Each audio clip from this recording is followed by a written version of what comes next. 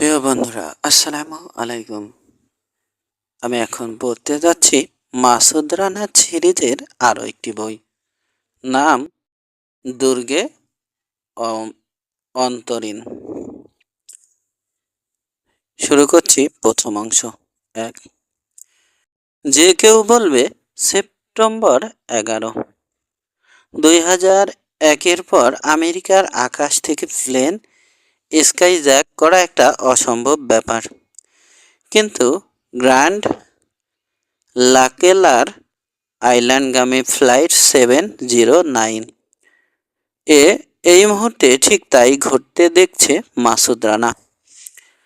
সামনের সারিতে বসা কালো চুলওয়ালা বেটে খাটো লোকটার উপর ঝুঁকে পড়ে ব্লাউজের ভিতর থেকে নাক বোচা একটা রিভলভার বের করছে স্টুয়ার্ডেস। প্রথমে মনে হয়েছিল লোকটা কিছু বলছে আর ঝুঁকে তাই শুনছে মেয়েটা। রিভলভারটা দিতে দেখে বোঝা গেল তাদের উদ্দেশ্য শুধুই কথোপকথন নয়। লোকটার হাতে রিভলভারটা দিয়েই মেয়েটা ঘুরে দাঁড়িয়ে সামনের কেবিনের দরজা খুলে ঢুকে পড়ল ভিতরে। চট করে আশপাশে চোখ বুলালো রানা। বেশিরভাগ যাত্রী গভীর ঘুমে অচেতন। দুই সারি সিটের মাঝখানে দরজার সামনে গিয়ে দাঁড়ালো স্কাই জ্যাকার। রিভলভারটা লুকানোর কোনো চেষ্টাই তার মধ্যে নেই। রানার ওয়ালথারটা শোল্ডার হোল স্টারে, ওটা বের করায় ঝুঁকি আছে। লোকটা ওকে স্পষ্ট দেখতে পাচ্ছে। হাত নাড়লেই তার মনোযোগ আকর্ষণ করা হবে। ডান হাতের কনুইয়ের সঙ্গে চামড়ার খাপে রাখা স্টিলেটো কবজির মোচড়ে হাতের তালুতে চলে আসবে সবার অজান্তে। কিন্তু ওটা ছুঁড়ে দেওয়া সম্পূর্ণ আলাদা ব্যাপার। ওটাকে উড়ে যেতে দেখবে স্কাই জ্যাকার। মারা যাওয়ার আগে অন্তত একটা গুলি ছোড়ার সুযোগ পাবে। ক্ষণিকের জন্য সিদ্ধান্তহীনতায় ভুগল রানা। ওয়ালথার না স্টেলেটো? সিদ্ধান্তটা দ্রুতই নিতে হলো। ককপিটে করাত করে গর্জে উঠল একটা আগ্নেয়াস্ত্র। বিস্ফোরণের আওয়াজে ঘুম ভেঙে গেল যাত্রীদের। নানা রকম আওয়াজ করে নিজেদের বিস্ময় প্রকাশ করছে তারা। সিটে সোজা হয়ে বসছে। তাদের গলার আওয়াজ ছাপিয়ে উঠল স্কাই জ্যাকারের গলা। শান্ত থাকুন সবাই, প্লেনটা অন্যদিকে নিয়ে যাওয়া হচ্ছে। আমেরিকাতেই নির্জন একটা এয়ার স্ট্রিপে নামবো আমরা। সেখানে কারো কোনো ক্ষতি না করে মুক্তি দেওয়া হবে সবাইকে। লোকটার ইংরেজিতে স্প্যানিশ টান। রানার ডান পাশে তারা ইরতিজা নিচু স্বরে গুঙিয়ে উঠল। পাশাপাশি তিনটে সিটের সবচেয়ে ডান দিকে বসা ডক্টর আয়ান রবিন্স দীর্ঘশ্বাস ছাড়লেন। চুপ করে সিটে স্থির হয়ে বসে থাকো, ঠোঁট না নড়িয়ে ফিসফিস করল রানা। মহিলাদের মুখ ওভাবে বন্ধ করা যায় না। তারা ইরতিজা নিচু স্বরে বলল, হচ্ছেটা কি? রানা সমস্ত মনোযোগ আকর্ষণ করে রেখেছে স্কাই জ্যাকার। জবাব দিল না ও। লোকটার কালো চোখ দুটো যাত্রীদের উপর ঘুরছে। রানা আর ওর সঙ্গীদের উপর ক্ষণিকের জন্য স্থির হলো। সরে যাওয়ার আগে সামান্য বেশি সময় ব্যয় করলো ডক্টর আয়ান রবিন্সের উপর, যেন তার প্রতিক্রিয়া দেখতে চায়। আস্তে করে পাশ ফিরল রানা। ভঙ্গিটা দেখে মনে হয় পাশে বসা যুবতীর সঙ্গে কথা বলবে। তারপর বাম কাঁধের আড়াল নিয়ে কোটের ল্যাপেলের ভিতর ডান হাত ভরে ওয়ালথারটা বের করতে শুরু করলো। স্কাই জ্যাকারের চোখ যাত্রীদের উপর থেকে সরছে না। কোনো যাত্রীর কাছেই অস্ত্র থাকার কথা নয়। রানা আস্তে করে কোলের উপর ওয়ালথারটা নামিয়ে রাখল। তারপর বাম হাতে নিল ওটা। ডান ধারের তিনটে সিটের বাম দিকেরটায় বসেছে রানা। ওখান থেকে স্কাই জ্যাকারের উপর লক্ষ্য স্থির করতে কোনো অসুবিধে হবে না। সিটের হাতলের উপর বাম হাতের কনুইটা রেখেই গুলি করল। লোকটা সাদা ধবধবে শার্টের বুক পকেটের উপর একটা রক্ত গোলাপ সৃষ্টি হলো। পরক্ষণেই আকৃতিটা পাল্টে গেল, চড়াতে শুরু করেছে রক্ত। বুলেটের ধাক্কায় দরজার গায়ে সেটে গেল স্কাই জ্যাকার। ওখানেই দাঁড়িয়ে থাকলো, যেন তাকে কেউ পেরেক দিয়ে দরজার সঙ্গে ক্রুসিফাই করেছে। মুখটা হা করলো আত্মচিৎকার করতে, কিন্তু চিৎকারটা মুখ দিয়ে আর বের হলো না। এবার তার হাঁটু শরীরের ওজন ধরে রাখতে অস্বীকৃতি জানালো। একতাল কাদার মতো দরজার সামনে পড়ে গেল লোকটা। দরজাটা ভিতর থেকে খোলার চেষ্টা করা হচ্ছে, কিন্তু মৃতদেহের কারণে দরজা খুলল না। ততক্ষণে উঠে দাঁড়িয়ে দরজার কাছে চলে এসেছে রানা। পিছনে এক মহিলার টানা চিৎকার শুনতে পেল। হিস্টেরিয়াতে পেয়েছে তাকে। যাত্রীদের মধ্যে আতঙ্ক মিশ্রিত গুঞ্জন শুরু হয়ে গেছে। ডান পা ধরে লাশটা হ্যাঁচকা টানে সরিয়ে দিল রানা। সঙ্গে সঙ্গে দরজাটা ওর দিকে খুলতে শুরু করলো। সেই স্টুয়ার্ডেস দাঁড়িয়ে আছে চোখ বড় বড় করে, তার হাতে একটা রিভলভার। রানার কোট ছিদ্র করে বগলের তলা দিয়ে বেরিয়ে গেল স্টুয়ার্ডেসের গুলি। পিছন থেকে আত্মচিৎকার ভেসে এলো। যাত্রীদের কেউ আহত হয়েছে। খপ করে স্টুয়ার্ডেসের অস্ত্র ধরা কবজি চেপে ধরল রানা। রিভলভারের নলটা নিচের দিকে সরিয়ে দিয়ে গায়ের জোরে মোচড় দিল। স্টুয়ার্ডেসের হাত থেকে অস্ত্রটা মেঝেতে খসে পড়ল ঠকাস করে। আর এক হাতে রানার মুখে খামচি মারতে চাইল স্টুয়ার্ডেস। তার দীর্ঘ ধারালো নখগুলো রানার গাল পর্যন্ত পৌঁছানোর আগেই ওয়ালথারটা হাত থেকে ছেড়ে দিয়ে যুবতীর ঘাড়ে ক্যারাতে চপ মারল রানা। সুইচ বন্ধ করলে বাতি যেমন নিভে যায়, তেমনি দপ করে মেয়েটার চোখ থেকে সচেতনতার আলো মিলিয়ে গেল। ঢলে পড়ে যাচ্ছিল স্টুয়ার্ডেস। রানা তাকে ধরে মেঝেতে লাশটার পাশে শুইয়ে দিল। ওর ওয়ালথার আর 2 স্কাই জ্যাকারের রিভলভার, 3টে অস্ত্রই সংগ্রহ করে নিল। কোটের পকেটে রিভলভারগুলো পুরে ওয়ালথার হাতে এবার এগোলো ককপিটের দিকে। ওখানে কি দৃশ্য দেখবে ও জানে না। প্লেনটা বারবার নাক উঁচু নিচু করছে, মাতালের মতো টলছে এদিক ওদিক। তারপর একদিকের ডানা কাত করে ডাইভ দিতে শুরু করলো। ভারসাম্য হারালো রানা। দরজা দিয়ে ঢুকে পড়ল ভিতরে। কভার ধরে নিজেকে সামলাতে চেষ্টা করলো। তার ফাঁকে দেখল সিট থেকে অর্ধেক বেরিয়ে আছে পাইলট, হাত পা শিথিল। পিঠের একটা ফুটো থেকে এখনো ঝরঝর করে রক্ত পড়ছে। নেভিগেটর পাইলটের উপর ঝুঁকে আছে। কো পাইলট প্লেনটাকে সিধে করতে চেষ্টা করছে। তাদের কারো মনোযোগ আকৃষ্ট করল না রানা। পাইলটকে হুইলের সামনে থেকে সরিয়ে একটা রুমাল দিয়ে পিঠের রক্ত মুছতে শুরু করলো নেভিগেটর। ব্যাপারটা নাগরা জলপ্রপাত থামানোর মতোই অসম্ভব একটা কাজ। প্লেনটাকে সিধে করে ফেলেছে কো পাইলট। অটো পাইলটের সুইচ অন করলো। এবার নেভিগেটরকে সাহায্য করতে ফিরেই অস্ত্র হাতে রানাকে দেখতে পেল সে। সঙ্গে সঙ্গে বরফের মতো জমে গেল লোকটা। মনে করেছে রানাও স্কাই জ্যাকারদের একজন। রিল্যাক্স, বলল রানা। ওয়ালথারটা হোলস্টারে পুরল। প্লেনের যাত্রাপথ পাল্টান। আমরা সোজা গ্র্যান্ড ল্যাকেয়ার আইল্যান্ডে যাচ্ছি। স্কাই জ্যাকারদের একজন মারা গেছে। ওদের পরিকল্পনা ব্যর্থ। রানাকে ছাড়িয়ে মেঝেতে পড়ে থাকা দেহ দুটোর দিকে দৃষ্টি চলে গেল কো পাইলটের। এক হাতে পাইলটকে সিটের সঙ্গে ধরে রেখে ফিরে তাকালো নেভিগেটর ফ্যাকাশে চেহারায়। বেসুরো গলায় জিজ্ঞেস করলো, আপনি কে? জবাব দিল না রানা।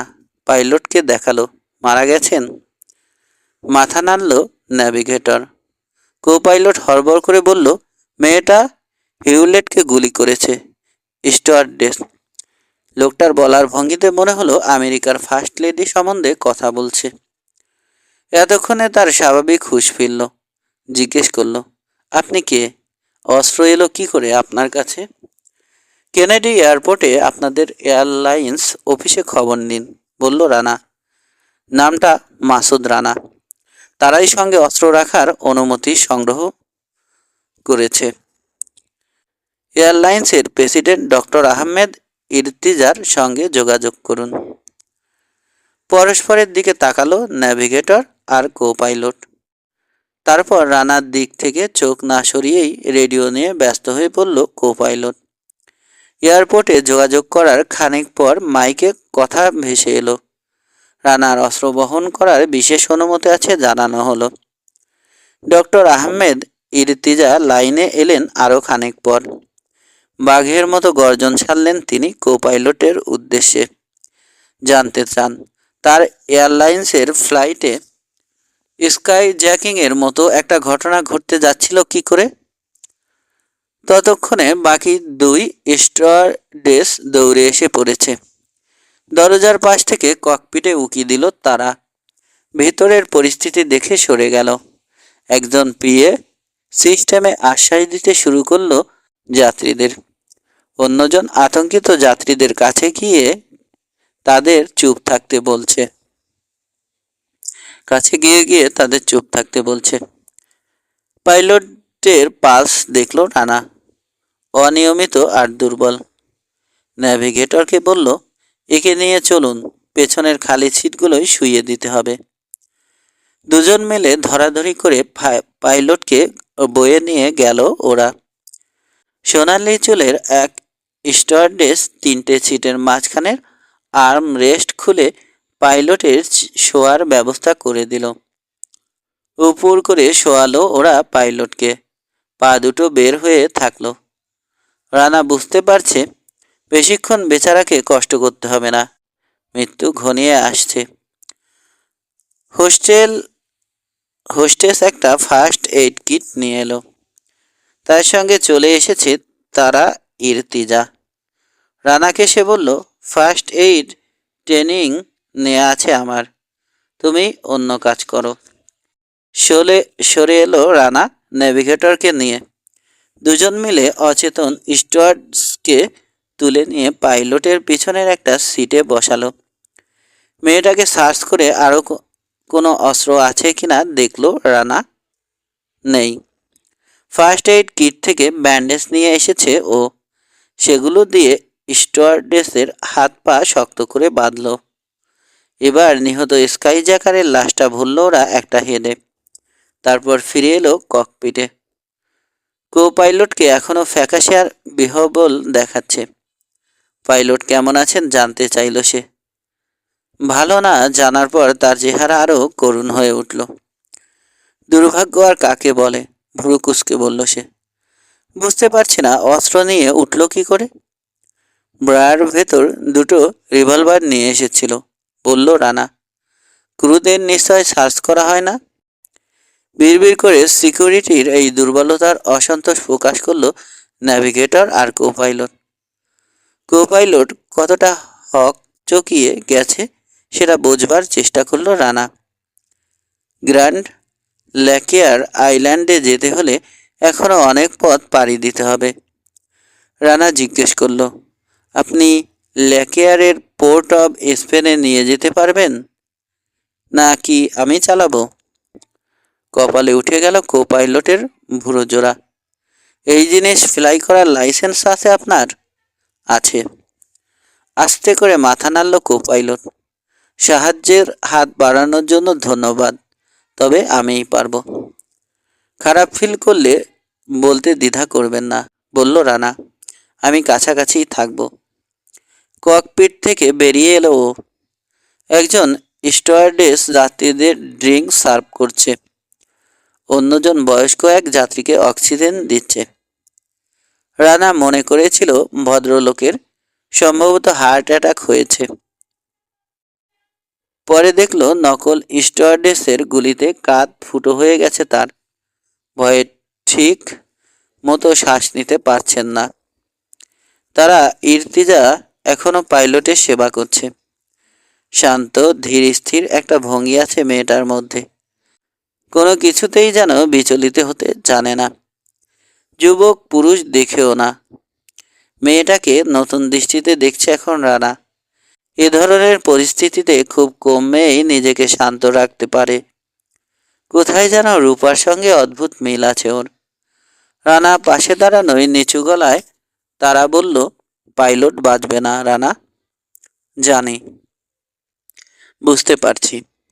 স্কাই জ্যাকিং এর সঙ্গে জড়িত স্টুয়ার্ডেসের দিকে তাকালো রানা। মেয়েটা মাত্র জ্ঞান ফিরে পেয়েছে। চোখ মেলে শরীর মুচড়ে সোজা হয়ে বসার চেষ্টা করল। হাত দিয়ে ঘাড়ের পাশে স্পর্শ করতে চাইল, হাত বাঁধা থাকায় পারল না। ঘাড় ফেরাতে গিয়ে ব্যথায় চমকে উঠল।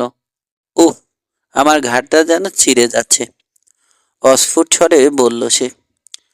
চোখ তুলে রানাকে দেখল। ঘাড় ভাঙেনি তাই তো বেশি, বলল রানা। ভাঙলেও কেউ একটুও দুঃখিত হতো না। ব্যথায় চেহারা কুচকালো স্টুয়ার্ডেস। চোখ বুজে ফেলল। মেয়েটা আবার জ্ঞান হারাক তা চায় না রানা।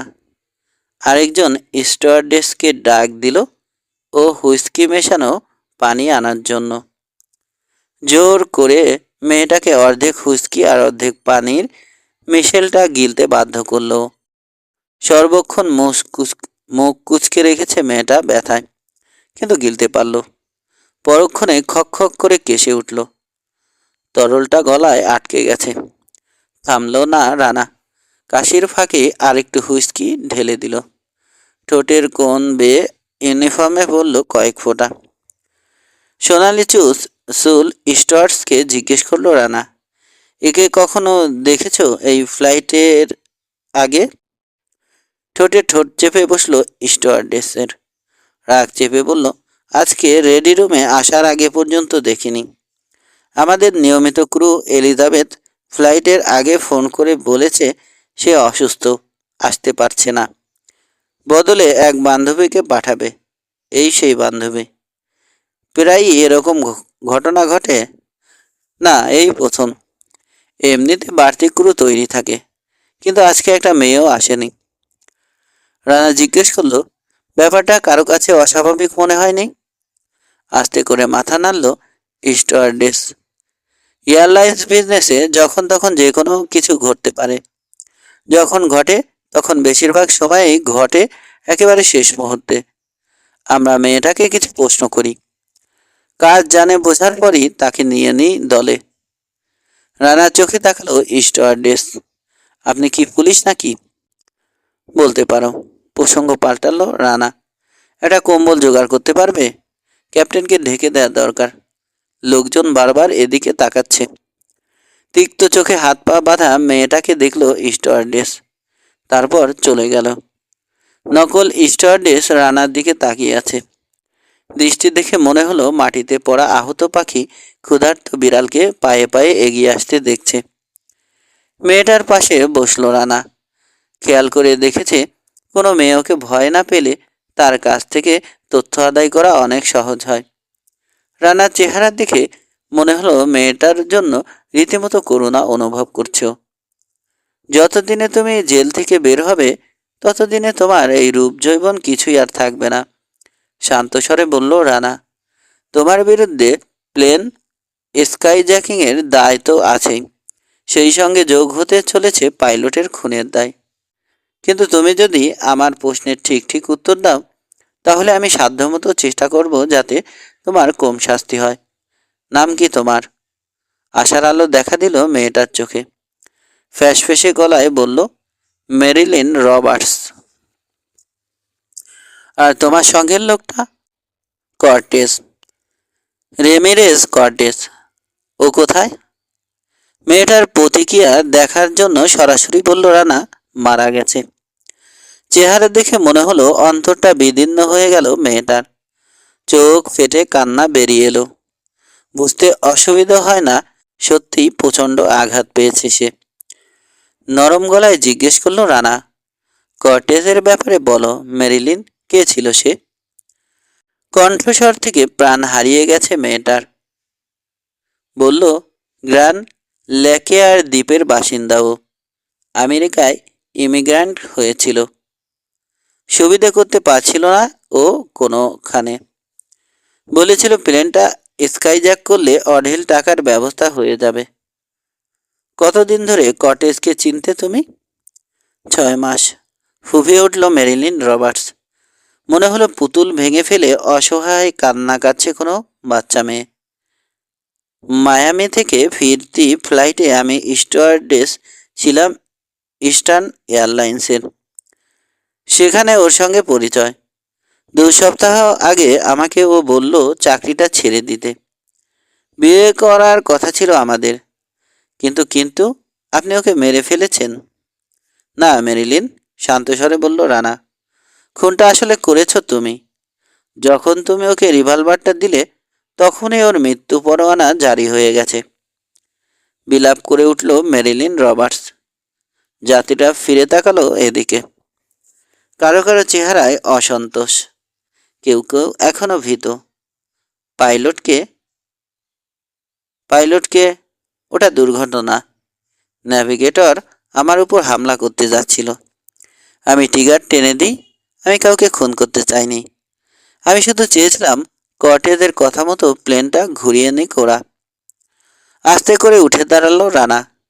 সরে আসতে আসতে ভাবলো কাঁদুক মেয়েটা, কেঁদে মনটা হালকা করুক। একেবারে বোকার মতো কাজ করে বসেছে বেচারি। অস্ত্রের প্রথম আইনটাই ওর জানা নেই। কাউকে গুলি করতে মন স্থির না করলে কখনো কারো দিকে তাক করবে না অস্ত্র। ট্রিগারে আঙুল ছোঁয়াবে না ভুলেও। কর্টেজ যদি সবাইকে মুক্তি দিতেই চাইতো তাহলে প্লেনটা আমেরিকার কোনো নির্জন এয়ার স্ট্রিপে নামানোর কথা বলতো না সে। তার অন্য কোনো পরিকল্পনা ছিল। জেনারেল হার্নান্দেজ প্লেন ক্র্যাশে মারা যাওয়ার গ্র্যান্ড ল্যাকিয়ার দ্বীপপুঞ্জে যে ক্ষমতার সংকট সৃষ্টি হয়েছে তার সঙ্গে সম্ভবত এই স্কাইজ্যাকিং প্রচেষ্টা জড়িত। স্কাইজ্যাকার কিভাবে ওদের দিকে তাকিয়েছিল সেটা ভোলেনি রানা। সম্ভবত কারণ নির্দেশে আয়ান রবিন্সকে গুম খুন করতে চেয়েছিল কর্টেজ। চেয়েছিল জনগণের ভোটে নির্বাচিত অথবা ক্ষমতাচ্যুত প্রেসিডেন্ট আয়ান রবিন্স যেন গ্র্যান্ড ল্যাকিয়ার দ্বীপে ফিরে ক্ষমতায় বসতে না পারে। 2. রাহাত খানের বন্ধু ডক্টর আহমেদ ইর্তিজাকে দেখলে যে কেউ হতাশ হবে। মনে করবে তার কল্পনাকে রীতিমতো বেইজ্জত করা হয়েছে। এত বড়লোক এবং প্রভাবশালী মানুষটা কেমন হবে ভাবতে গেলে মনে হয় ডক্টর আহমেদ ইর্তিজা বিশালদেহী সুপুরুষ, সর্বক্ষণ প্রাণশক্তিতে ছটফট করছে। ক্ষণে ক্ষণে নতুন নতুন উদ্ভাবনী চিন্তা ঝিলিক দিচ্ছে মাথায়। তার প্রবল ব্যক্তিত্ব আর সবাইকে ম্লান করে দেবে। কিন্তু প্রকৃতপক্ষে হালকা পাতলা ভদ্রলোক, উচ্চতায় 5 ফুট 1 ইঞ্চির বেশি হবেন না। মেয়ের চেয়ে আধ মাথা খাটো। নড়াচড়া দেখলে চড়ুই পাখির কথা মনে পড়ে যায়। তবে গলার আওয়াজটা বাজ খায়। কালকের পেপারে পড়েছ? খানিক এ কথা সে কথার পর জিজ্ঞেস করলেন তিনি। ভদ্রলোকের নানান ধরনের ব্যবসা আছে, তবে তার বড় পরিচয় শ্রেইন হোটেল টাইকুন হিসেবে। একটু আগে ওয়াশিংটনে রানা এজেন্সির হেডকোয়ার্টারে এসেছেন তিনি। জরুরি কাজে দেখা করতে চান জানার পর ফিরাতে পারেনি রানা। জি, বিনীত স্বরেই জবাব দিল ও। কোন খবরটা তোমার কাছে সবচেয়ে গুরুত্বপূর্ণ মনে হলো? গ্র্যান্ড ল্যাকিয়ার আইল্যান্ডের সামরিক ডিরেক্টর রেমন্ড হার্নান্দেজের প্লেন ক্র্যাশে মৃত্যু। ঠিক, ওটাই কালকের সবচেয়ে গুরুত্বপূর্ণ খবর। বুড়োর কি মাথা টাথা খারাপ হলো ভাবল রানা। জেছে এসে এসব কথা কি জন্য? মতলবটা কি ব্যাটার? চুরুট ধরালেন ডক্টর ইর্তিজা। আমার মেয়ে তারাকে তো চেনো। কোনো প্রশ্ন নয়, স্রেফ মন্তব্য। জি। তারা ইর্তিজা মার্কিন সম্ভ্রান্ত যুবমহলের মক্ষী রানী, অত্যন্ত জনপ্রিয়। তাকে না চেনার কোনো প্রশ্নই ওঠে না। যে কোনো যুবক তাকে স্ত্রী হিসেবে পেলে বর্তে যাবে। বাপের সঙ্গে চেহারায় কোনো মিল নেই মেয়ের। সামনে বসা ছোটখাটো সাদাসিধে ভদ্রলোককে দেখে চিন্তাও করা যায় না তারা ইর্তিজা কিরকম রূপসী। রানার সঙ্গে ঢাকায় পরিচয় হয়েছিল তারার। রাহাত খানের ইচ্ছায় ওকে সঙ্গ দেওয়ার জন্য কয়েকদিন একসঙ্গে টেনিস খেলেছে। পরিণতি অদ্ভুত একটা সম্পর্ক। রানা জানে খোলামেলা ভালো ব্যবহারের আড়ালে তারা ওকে অপছন্দ করে। তারা জানে অনেক মেয়ের সঙ্গে মেলামেশা করে রানা। ওর প্রতি আকর্ষণ বোধ করে ঠিকই, কিন্তু নিজেকে সামলে না রাখলে বিপদ হবে। এই মানুষটা বাঁধনে জড়াবে না। দুজনের ভিতর একটা দূরত্ব সৃষ্টি হয়েছে, তাই শেষ বাধাটা আর কাটিয়ে ওঠা হয়নি। পরস্পরের কাছে আসেনি ওরা। আমি বিপদে পড়ে গেছি রানা। বিপদ? রানার চেহারায় চিন্তার কোনো ছাপ নেই। অপেক্ষা করছে কি ঘটেছে শোনবার জন্য। বিপদটা আসলে তারার। আসল কথায় আয় বাপ, থুরি, সম্ভাব্য শ্বশুর মনে মনে বলল রানা।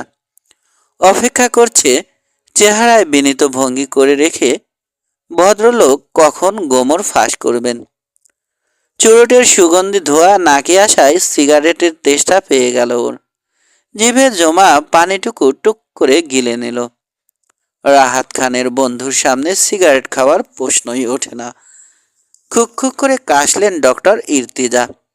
গ্র্যান্ড ল্যাকেয়ার দ্বীপের প্রেসিডেন্ট ডক্টর আয়ান রবিন্সকে আমেরিকায় রাজনৈতিক আশ্রয় নিতে বাধ্য করেছিল জেনারেল হার্নান্দেজ, সেটা তো নিশ্চয় জানো? জি। তাকে তাড়িয়ে নিজেই ক্ষমতায় বসেছে। বসেই আমার ওখানকার ব্যবসার ৭৫ ভাগ লাভ দাবি করে।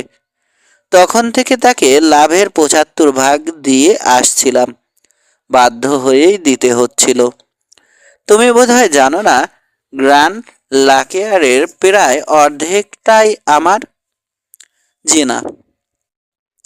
ওসব যাক, ওই লোকটা মারা যাওয়ার পর আর্মির second in command colonel Juan Marron president Ian রবিন্সকে দেশে ফিরে ক্ষমতা গ্রহণ করতে অনুরোধ জানিয়েছে।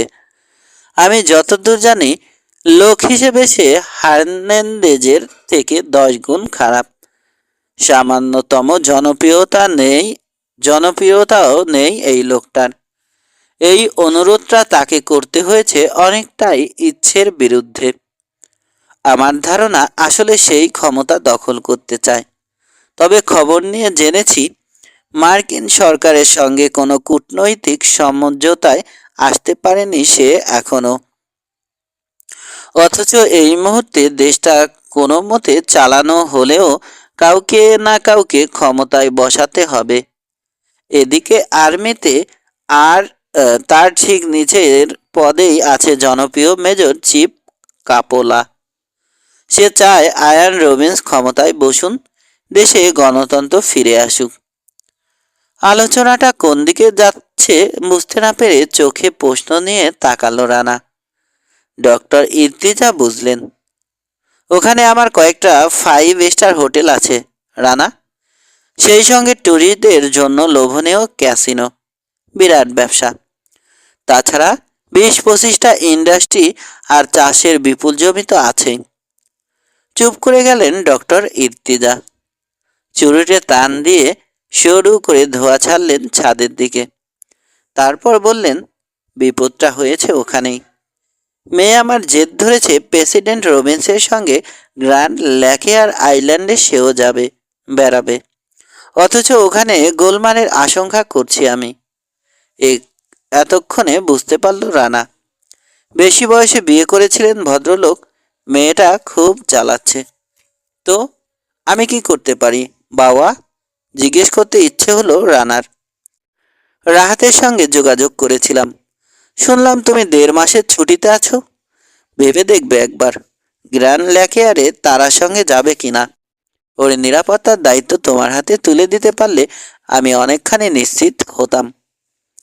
রানা মনে মনে বলতে যাচ্ছিল, শিয়ালের কাছে মুরগি বর্গা দেওয়া হতে পারে ব্যাপারটা।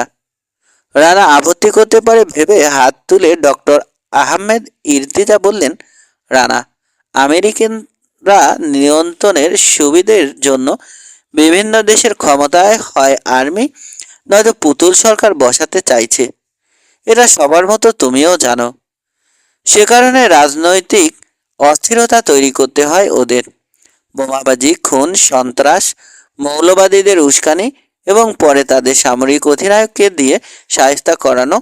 মোট কথা, একটা দেশের গণতান্ত্রিক মূল্যবোধ ও আইনের শাসন নষ্ট করে দিয়ে আর্মিকে ক্ষমতায় আনতে সব কিছুই করছে ইদানিং আমেরিকান সরকার।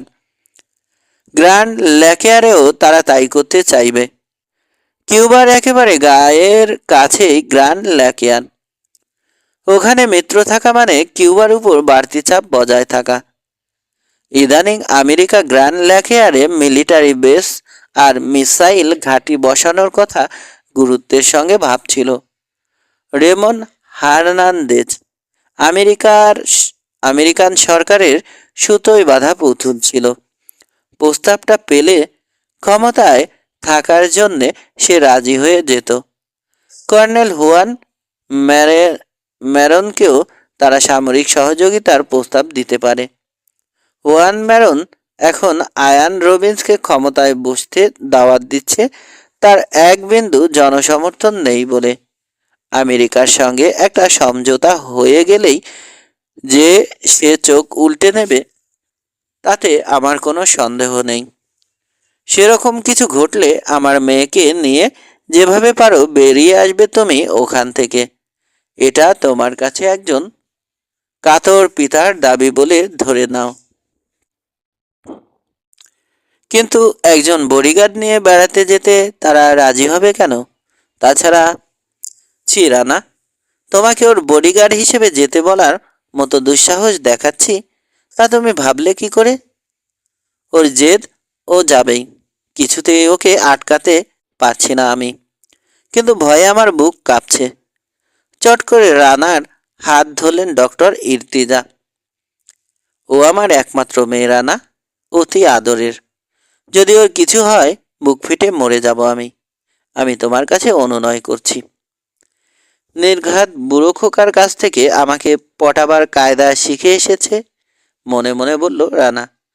মুখে বলল, না না, আপনি কেন অনুনয় করবেন? আমি যাকে পিতা বলে জানি আপনি সেই মানুষের বাল্যবন্ধু। আপনি আদেশ করলেই আমি যাব। অসুবিধে কি? ছুটিটা হয়তো গ্র্যান্ড ল্যাকেয়ারে কাটাতে ভালোই লাগবে আমার।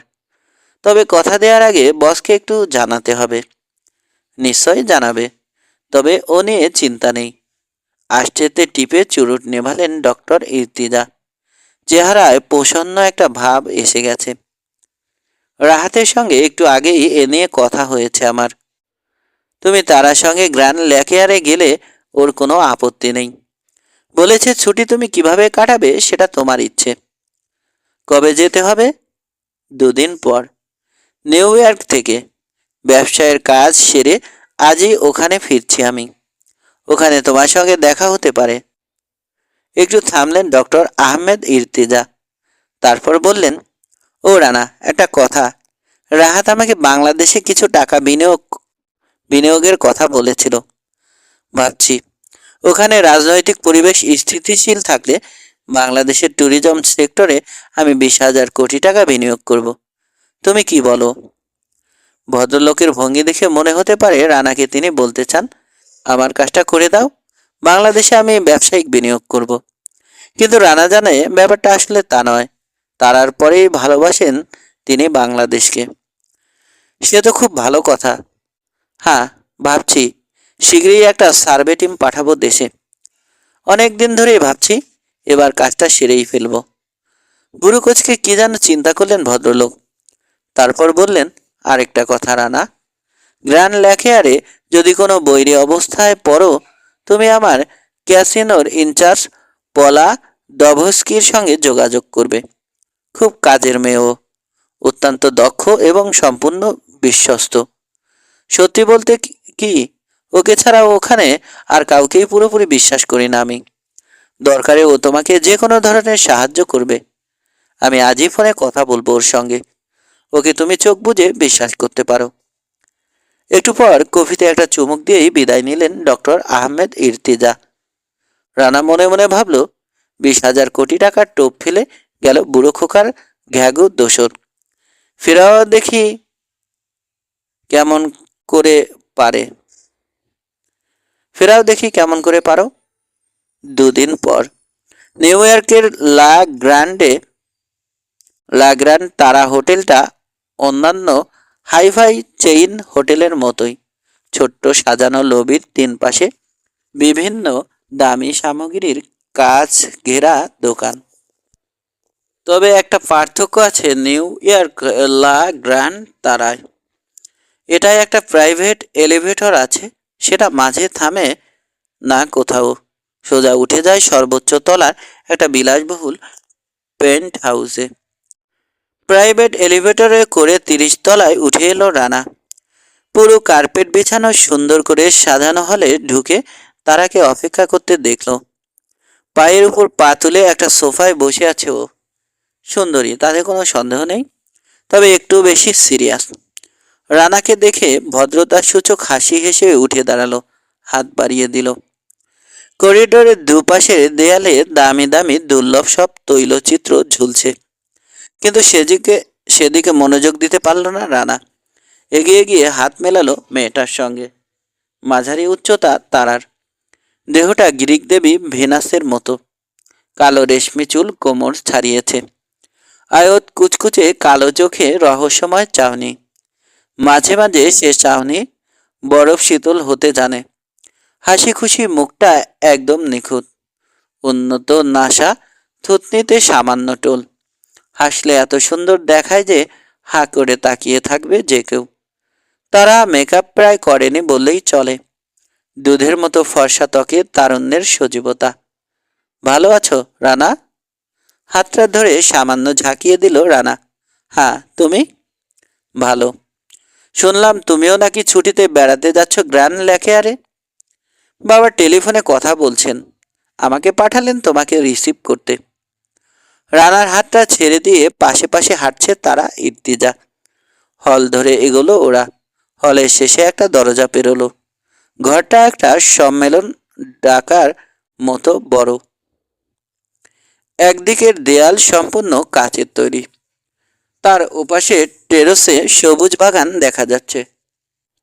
ঘরে কোনো ডেস্ক নেই, কোনো ফাইলও নেই, শুধু চেয়ার আর বেশ কয়েকটা লাউঞ্জ।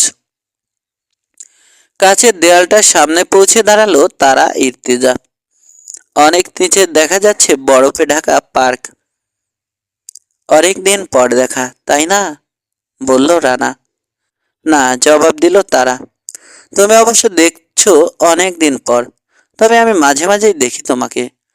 আজ এ মেয়ে, কাল ও মেয়ে নিয়ে ঘুরে বেড়াচ্ছ। তাই বুঝি? হাসলো রানা। কই, আমি তো দেখিনি তোমাকে কোনোদিন।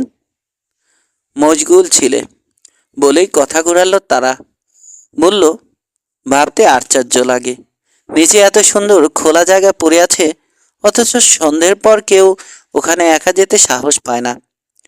রানা এমন অনেক জায়গা চেনে যেখানে দিনেও কেউ নিরাপদ বোধ করে না, কিন্তু কিছু বলল না ও। ওদের এক ধারের একটা দরজা খুলে আবার বন্ধ হলো। রানা আর তারা 3 ফুট সামনে এসে থমকে দাঁড়ালেন ডক্টর আহমেদ ইরতিজা।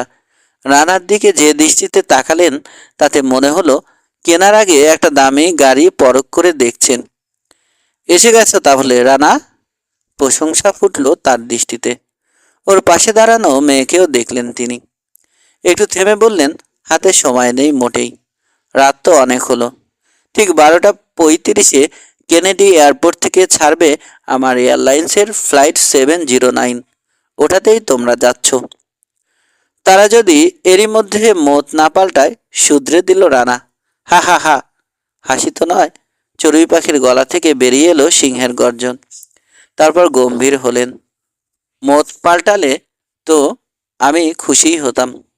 ওখানে ক্ষমতা নিয়ে কাড়াকাড়ি হওয়ার সম্ভাবনা। অনেক মানা করার পরেও বড় জেদ ধরে ওখানে যাচ্ছ। তুমিও যাচ্ছ শুনে কিছুটা নিশ্চিন্ত বোধ করছি রানা। আমার মেয়ের দিকে একটু খেয়াল রেখো, আমি ভরসা করছি তোমার উপর।